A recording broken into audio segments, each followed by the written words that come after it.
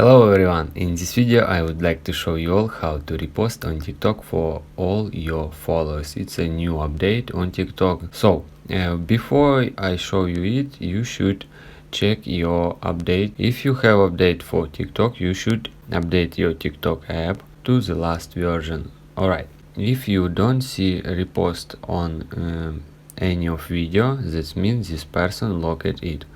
So if you find any of video, you should just tap on this share button, and here you will see repost. So you just tap on repost, and then as you can see here says reposted. You can add some emoji or text and tap on add, as you can see here.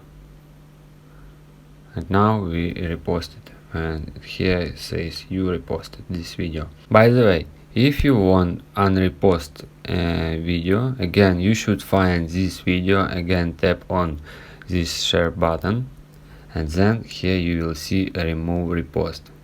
Tap on remove repost, and here you should confirm it, just tap on remove.